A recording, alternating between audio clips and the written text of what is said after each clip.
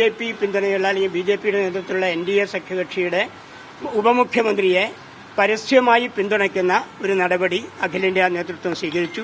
അങ്ങനെ അഖിലേന്ത്യാ നേതൃത്വം പതുക്കെ ഒരു BJP പ്രീണന നയത്തിലേക്ക് പോകുന്നുണ്ട് എന്ന ഞങ്ങളുടെ ധാരണയാണ്. കഴിഞ്ഞ കുറച്ചു വർഷങ്ങളായി ദേശീയ നേതൃത്വം നമ്മുടെ പ്രഖ്യാപിത നയങ്ങളിൽ നിന്ന് വ്യതിചലിച്ചു പോകുന്നുണ്ടോ എന്ന സംശയമാണ് ഞങ്ങളെ ഗ്രസിച്ചിരുന്നത്. അതിനെ തുടർന്നുള്ള കോർ കമ്മിറ്റി യോഗവും അതിനെ തുടർന്നുള്ള എക്സിക്യൂട്ടീവ് യോഗങ്ങളാണ് ചേർന്നത്. ഈ ധാരണകൾ താഴെത്തട്ടിൽ എല്ലാ 14 ജില്ലാ എക്സിക്യൂട്ടീവ് യോഗങ്ങളും ചേർന്ന് റിപ്പോർട്ട് ചെയ്ത് അവരുടെ കൂടെ അഭിപ്രായം സ്വാംശീകരിച്ചുകൊണ്ട് ജൂലൈ 11 ചേരുന്ന ജനറൽ ബോഡിയിൽ ഞങ്ങൾ അവസാന തീരുമാനം എടുക്കും. സ്വാഭാവികമായിട്ടും പുതിയൊരു പാർട്ടിയിലേക്ക് എന്ന് വേണമെങ്കിൽ പറയാം. സാധ്യത അവിടെയും നിഷേധിക്കാൻ കഴിയില്ല. ആ സാധ്യത നിഷേധിക്കാൻ കഴിയില്ല. സ്വാഭാവികമായിട്ടും അവിടേക്കായിരിക്കാൻ നീക്കം. കാരണം ദേശീയ നേതൃത്വത്തിൽ നിന്ന് നമുക്ക് വേണ്ടത്ര നീതി ലഭിക്കുന്നില്ല. രണ്ട് കാര്യങ്ങളാണ്. ഒന്ന്, ജനാധിപത്യരഹിതമായ മാർഗങ്ങളിലൂടെയാണ് ഇവിടെ ഒരു പുതിയ സംവിധാനം ഉണ്ടാക്കുന്നു എന്നവർ പ്രഖ്യാപിച്ചത്. അതൊരു പ്രധാന കാരണമല്ല. ഒരു ദേശീയ പ്രോസസ്സുണ്ട്. ഒരു ജനാധിപത്യ പ്രോസസ്സ് അനുസരിച്ച് ജനാധിപത്യ രീതിയിലാണ് പ്രസിഡന്റിനെ നിയോഗിക്കേണ്ടത്. അത് ചെയ്യാതെ ഒരു വാട്സാപ്പ് സന്ദേശത്തിലൂടെ പഴയ പ്രസിഡന്റിനെ നീക്കം ചെയ്യുകയും പുതിയൊരു പ്രസിഡന്റിനെ, അതിൽ വലിയ പ്രതിഷേധം, ജനാധിപത്യരഹിതമായ മാർഗമാണത്. അത് അതിനപ്പുറത്ത് മഹാരാഷ്ട്രയിൽ നടക്കുന്ന സംവിധാനങ്ങൾ, അവിടുത്തെ സംശയാസ്പദമായ ഒരുപാട് നീക്കങ്ങൾ, അവിടെ നമ്മുടെ പ്രഖ്യാപിത നയമായ വർഗീയതയ്ക്കെതിരെ, ഫാസിസത്തിനെതിരെ ജനാധിപത്യവും സാമൂഹ്യനീതിയും സംരക്ഷിക്കുന്നതിന് വേണ്ടിയുള്ള അതിശക്തമായ നീക്കം നടത്താനാണ് NCP ഉദയം കൊണ്ടതും കാലാകാലങ്ങളിൽ പ്രവർത്തിച്ചു വന്നതും. അതിനെതിരായ നീക്കമാണ് മഹാരാഷ്ട്രയിൽ ഇപ്പോൾ പലപ്പോഴായി നടക്കുന്ന അവിടുത്തെ മുനിസിപ്പൽ തെരഞ്ഞെടുപ്പുകളിൽ, പഞ്ചായത്ത് തെരഞ്ഞെടുപ്പുകളിൽ ഈ പാർട്ടിയിൽ നിന്ന്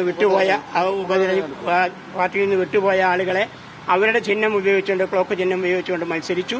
അതുപോലെ തന്നെ അവിടെ BJP പിന്തുണയുള്ള അല്ലെങ്കിൽ BJPയുടെ നേതൃത്വത്തിലുള്ള NDA സഖ്യകക്ഷിയുടെ ഉപമുഖ്യമന്ത്രിയെ പരസ്യമായി പിന്തുണയ്ക്കുന്ന ഒരു നടപടി അഖിലേന്ത്യാ നേതൃത്വം സ്വീകരിച്ചു. അങ്ങനെ അഖിലേന്ത്യാ നേതൃത്വം പതുക്കെ ഒരു BJP പ്രീണന നയത്തിലേക്ക് പോകുന്നുണ്ട് എന്ന ഞങ്ങളുടെ ധാരണയാണ് ഞങ്ങളുടെ ഈ വിചാര പ്രകടനത്തിന് കാരണമായിട്ടുള്ളത്. ഈ കാര്യങ്ങളൊക്കെ തന്നെ ജില്ലാ എക്സിക്യൂട്ടീവ് യോഗങ്ങളിൽ വിവരിക്കും. അതിനുശേഷം ജൂലൈ 11 ചേരുന്ന വിശദമായ സംസ്ഥാന ജനറൽ ബോഡി യോഗത്തിൽ ഞങ്ങളുടെ പുതിയ പരിപാടികൾ ആവിഷ്കരിച്ചു.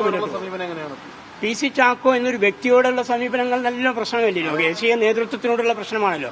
ചാക്കോ എന്നൊരു വ്യക്തിയോട് ഞങ്ങൾക്ക് വ്യക്തിവൈരാഗ്യമോ വ്യക്തി ബുദ്ധിമുട്ടുകളോ അല്ല പ്രശ്നം. ചാക്കോ എടുത്ത ഒരുപാട് നടപടികൾ, ചാക്കോ പ്രസിഡന്റായതിനു ശേഷം അദ്ദേഹം രാജിവെക്കുന്നതിന് വരെയുള്ള ഒരുപാട് നടപടികൾ ഈ പാർട്ടിയെ ഉന്നതിയിലേക്ക് നയിക്കാനല്ല, അധപ്പതനത്തിലേക്ക് നയിക്കാനാണ് സഹായിച്ചത്. ജനാധിപത്യം വളരെയേറെ കാത്തുസൂക്ഷിച്ചിരുന്നൊരു പാർട്ടി സംവിധാനമായിരുന്നു NCPയുടെ പൂർവ്വരൂപമായ കോൺഗ്രസിന്റെ ഉണ്ടായത്.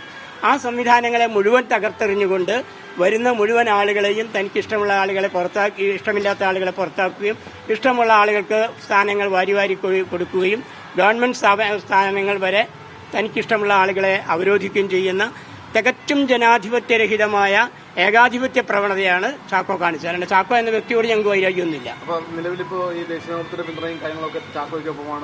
അറിയില്ല. ഞങ്ങളുടെ വിവരങ്ങളും വികാരങ്ങളും അവരെ അറിയിക്കുന്നു. അവരാരോടൊപ്പം നിൽക്കണം നിൽക്കട്ടെ, ഞങ്ങളെ സംബന്ധിച്ചിടത്തോളം പ്രശ്നമല്ല. ഈ ഏകാധിപത്യ പ്രവണതകൾക്കെതിരെ രൂപം കൊണ്ട NCP അതിന്റെ പ്രഖ്യാപിത നയമായ ജനാധിപത്യം സംരക്ഷിക്കാൻ, വർഗീയതയെ എതിർക്കാൻ, അതിൽ നിന്ന് വ്യതിചലിക്കുകയാണെങ്കിൽ സ്വതന്ത്രമായ നിലപാട് സ്വീകരിച്ചുകൊണ്ട് കേരളത്തിലെ രാഷ്ട്രീയ പ്രസ്ഥാനത്തെ മുന്നോട്ട് നയിക്കാൻ ഞങ്ങൾ പ്രതിജ്ഞാബദ്ധരാണ്. പാർട്ടി പ്രഖ്യാപനത്തിന്റെ കാര്യത്തിൽ ജൂലൈ 11 ഞങ്ങളുടെ ജനറൽ ബോഡിയിൽ ഞങ്ങൾ എന്താണ് പറയുന്നതെന്ന് പറയാം. ഇപ്പൊ പറയാൻ ശരിയല്ല. എറണാകുളത്ത് തന്നെയായിരിക്കും.